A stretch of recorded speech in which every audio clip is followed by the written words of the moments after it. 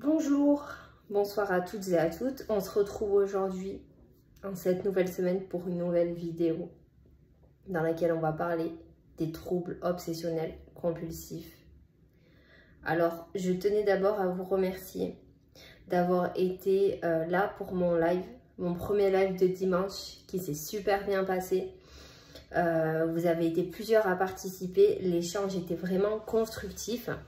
Et je suis vraiment très contente. Du coup, je vous annonce qu'il y aura encore d'autres lives. Je vous préviendrai un jour à l'avance pour que vous puissiez vous rendre disponible. Et dans tous les cas, mes lives seront mis en replay. Donc si vous n'êtes pas là, vous pourrez regarder le replay. Mais mille merci à vous d'avoir participé et d'avoir animé ce live avec moi qui est pour moi une réussite. Bon, bref, on va parler des TOC. Alors, les troubles obsessionnels compulsifs, qu'est-ce que c'est? Ben, en fait, ça fait partie du trouble anxieux généralisé. Le trouble anxieux généralisé étant intimement lié au trouble borderline. Parce que le borderline est prédisposé à être anxieux. Et quand on est angoissé, on est prédisposé à développer des TOC, donc des troubles obsessionnels compulsifs.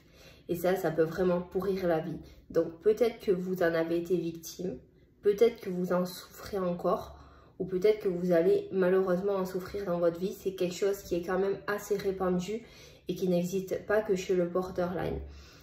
On sait juste que les troubles obsessionnels compulsifs existent surtout chez les personnes qui sont angoissées. C'est un terrain favorable. Plus vous êtes angoissé, plus vous êtes prédisposé à souffrir de ce genre de troubles. Il y a les troubles obsessionnels compulsifs, il y a les troubles du comportement alimentaire. Et en fait, les TOC fait partie de ces troubles-là. Donc, qu'est-ce que ça comporte? Ben, ça va comporter des rituels, des angoisses, des choses qu'on va faire parce que notre mental, notre cerveau nous dit de les faire. Et si on ne fait pas ces choses-là, on se sent extrêmement mal. Et ça peut arriver à des stades où on peut complètement se retrouver coupé socialement. Et on va perdre du temps à faire ces choses-là. On va être obsédé par ça. Parce qu'en fait, si on ne fait pas ces choses-là, donc ces rituels, ces angoisses qui nous habitent, si on ne fait pas ces choses-là, en fait, on se sent mal et on peut même ne pas endormir. Je vais vous donner plusieurs exemples de TOC pour que ça vous parle. Mais vraiment, tout part d'une angoisse. Le point de départ du TOC, c'est une angoisse. Et après, ce qui se passe, c'est que si on ne fait pas ce qu'il faut pour calmer notre angoisse, on est encore plus angoissé. Sauf qu'en fait, c'est un cercle vicieux. Parce que ça entretient encore plus l'angoisse et ça vous fait perdre du temps, ça vous fait perdre votre énergie parce qu'il y a des TOC qui peuvent être très fatigants. Il y en a tellement en fait des TOC que ça serait difficile de tous vous les énumérer. Mais par exemple, je sais que dans mon live dimanche, on a parlé beaucoup du Covid, du confinement et de ses conséquences. Qu'est-ce qui s'est passé quand il y a eu le début en fait de l'épidémie? Il y a eu simplement un retrait social qui a été là pour tout le monde, c'est-à-dire que tout le monde s'est retrouvé enfermé, tout le monde ne pouvait plus sortir et on a passé nos journées tout seul. On a passé nos journées tout seul. Certains n'avaient même pas de balcon, même pas d'extérieur. Pendant 2 mois, ils sont restés enfermés. Les gens ont dû arrêter toute leur vie. Et ça, c'est des situations très anxiogènes. Et dans le live, on avait discuté justement des conséquences à long terme qu'a eu le confinement. Et je pense qu'on n'en parle pas assez parce que les conséquences, elles ont été désastreuses. Et il y a des TOC, beaucoup de TOC qui sont apparus suite au virus en fait. Pourquoi? Parce que le virus, en fait, au début, on ne savait pas ce que c'était. On avait extrêmement peur. Il a encore plus angoissé les hypochondriaques. On vivait tous dans la peur, par exemple, d'être contaminé, de se faire contaminer, de ramener le virus à la maison. Et du coup, je vous donne cet exemple-là parce que on peut développer des TOC à partir de ça. On peut, par exemple, avoir un TOC de propreté et d'hygiène suite à ce qui s'est passé avec ce virus-là. C'est-à-dire qu'on va désinfecter à outrance. Et vu qu'on n'avait que ça à faire, vu qu'on était enfermé 24 heures sur 24, on va par exemple faire le ménage à outrance. On va faire le ménage des fois toute la journée, pendant des heures, sans savoir s'arrêter, par peur de la contamination. On va se laver les mains tellement souvent qu'on va avoir les mains abîmées. On va faire toutes sortes de rituels. On va désinfecter tout ce qui se trouve sous notre portée. On va vraiment voir du virus partout. Pourquoi? Parce qu'en fait, souvent le TOC, il vient d'un traumatisme aussi. C'est qu'on est traumatisé par ce qui s'est passé, par tous ces gens qui ont été malades. Du coup, qu'est-ce qu'on fait? On essaye de se rassurer en étant excessif sur la propreté, excessif sur l'hygiène. Et ça, c'est un exemple de TOC qui est très très répandu et qui a pris naissance durant la pandémie en fait. C'est vraiment le point de départ parce que c'est très violent de se retrouver enfermé. Et le TOC prend naissance quand il y a du vide en fait, quand il y a quelque chose à combler. Et quand toute la journée vous êtes enfermé chez vous, vous ne pouvez pas sortir, qu'est-ce qui se passe? Vous allez vous créer des nouvelles habitudes et des habitudes qui vont être malsaines par la suite, dont vous n'allez plus réussir à vous détacher. Et le TOC, en appelant un autre, vous rajoutez tous les jours des nouvelles habitudes. Vous croyez en fait que vous comblez le temps, que vous comblez le vide, sauf qu'en fait, c'est hyper toxique parce que plus les jours passent, plus vous rajoutez des choses à faire qui, à la base, étaient juste là pour vous rassurer, mais sauf qu'en fait, vous ne perdez jamais cette habitude-là qui va prendre de plus en plus de place. À tel point qu'il y a des personnes qui ne font plus rien de leur vie à part souffrir de troubles obsessionnels et compulsifs. Et ça, c'est dramatique et je souhaite à personne d'en arriver là parce que là, on atteint des summums de souffrance. C'est très difficile à vivre, c'est la survie même à ce stade-là. Et pour ceux qui en souffrent, sachez que vous n'êtes pas seul et qu'on peut se faire aider. Il y a des thérapies cognitives et comportementales qui sont possibles, là où on va vous exposer à votre angoisse. En fait, les TOC, c'est un petit peu relié intimement aux phobies aussi. On part un petit peu du même principe. Et le but, c'est de se désensibiliser de la peur qui provoque tous les rituels qu'on va mettre en place. Moi, à titre personnel, je vais vous parler de mon expérience. Les TOC, j'en ai eu quand j'étais enfant. Un exemple simple, je supportais pas que mes parents fermaient leurs portes pour dormir. Donc du coup, j'allais tout le temps ouvrir la porte de mes parents. Il fallait qu'elle soit entrouverte, sinon je ne dormais pas. J'allais vérifier sans cesse si la porte était fermée, la porte d'entrée. J'avais peur. J'avais peur que quelqu'un rentre. Du coup, même si j'avais vérifié que la porte... j'avais déjà vérifié que la porte était bien fermée à clé, mais je repassais après pour vérifier qu'elle était bien fermée. Je ne fermais pas mes volets quand j'étais enfant parce que j'avais peur du noir. Et du coup, j'avais aussi des rituels. Et je ne sais pas quel âge j'avais, je crois que j'avais une dizaine d'années, dans lesquelles j'ai inclus mes parents, c'est-à-dire que mes parents devaient prendre part à toutes mes vérifications. Donc souvent c'était des vérifications de porte fermée, que la porte était bien fermée, de vérifier sous le lit s'il y avait quelque chose. Et mes parents, ont dû regarder sous le lit et ils en ont eu marre en fait, parce que en fait pour eux ils faisaient ça pour me rassurer, sauf que eux, déjà, ça leur plombait leur énergie et leur temps. Et ils ont compris que c'était pas la meilleure des façons de rentrer dans le TOC. Parce que en fait, on alimente sans cesse ce cercle vicieux. Du coup, j'ai été voir un psychiatre qui était spécialisé pour les enfants et qui m'a aidée, qui m'a fait une thérapie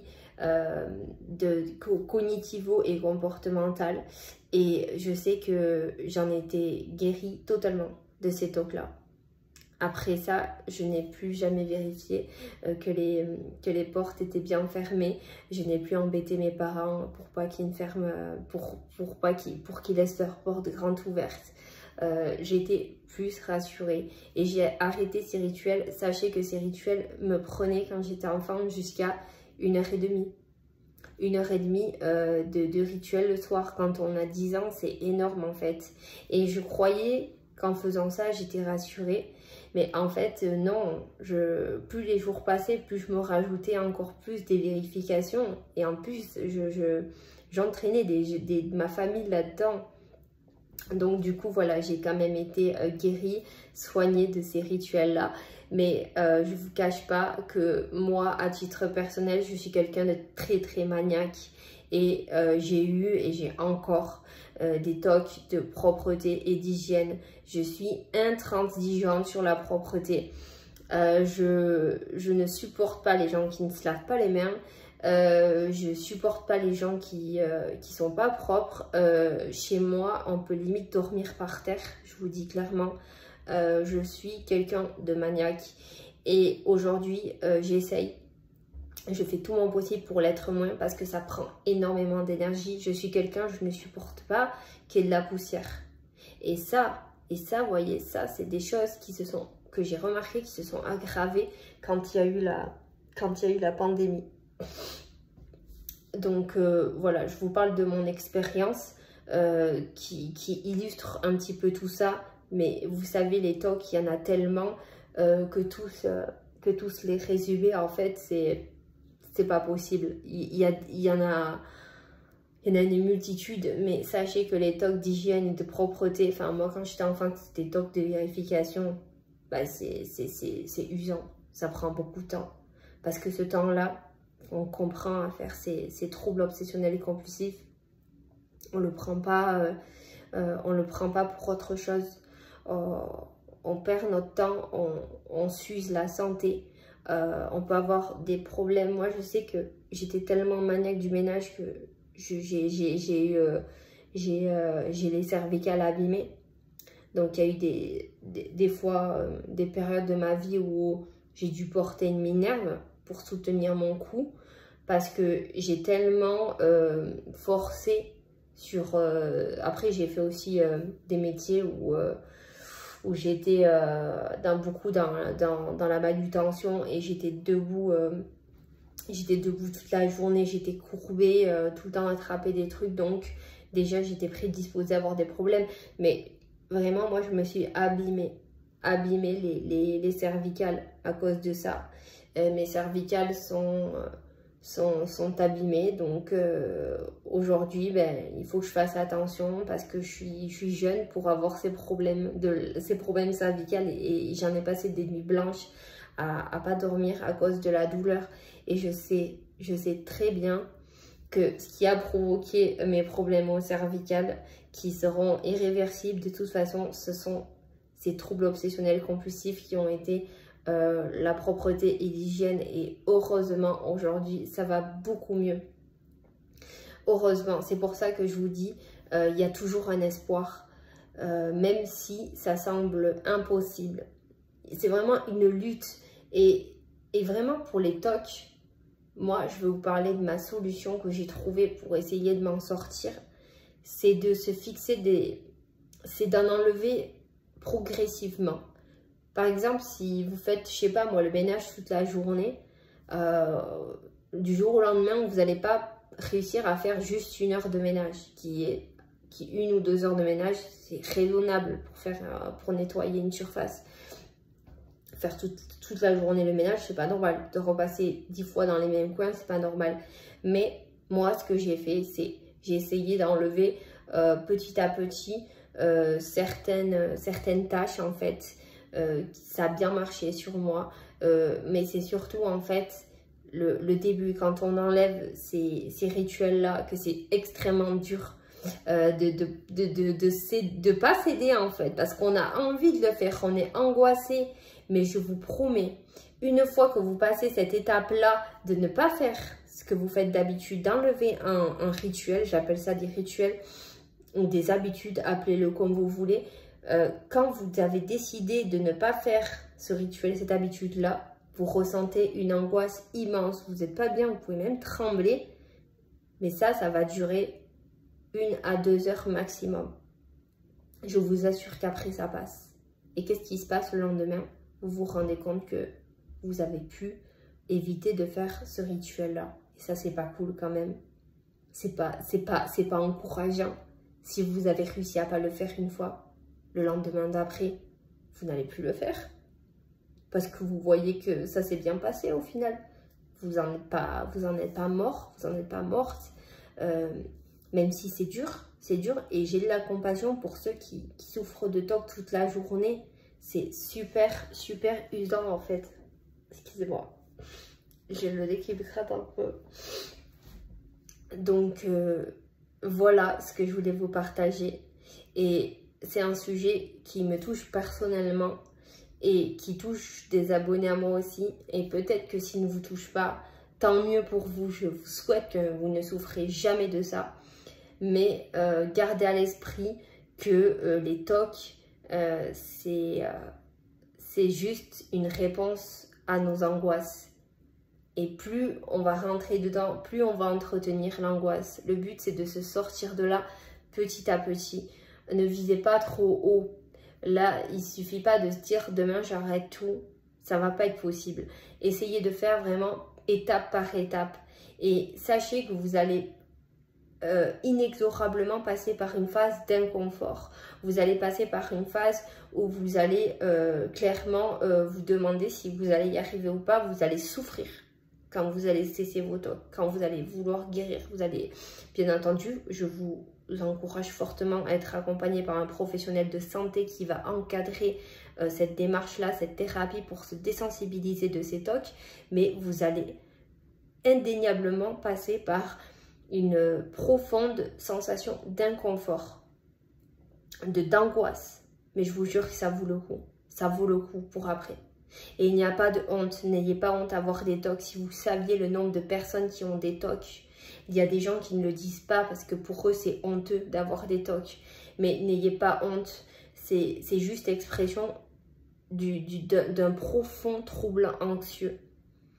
Mais une fois que vous aurez réussi à accepter de diminuer petit à petit vos rituels, vos habitudes, en essayant de comprendre pourquoi la source et en se disant que c'est pas en continuant comme ça que vous allez réussir à vous rassurer, que de toute façon vous allez être angoissé, vous aurez déjà fait un grand pas. Voilà, c'est tout pour moi aujourd'hui. J'espère que cette vidéo vous aura été utile.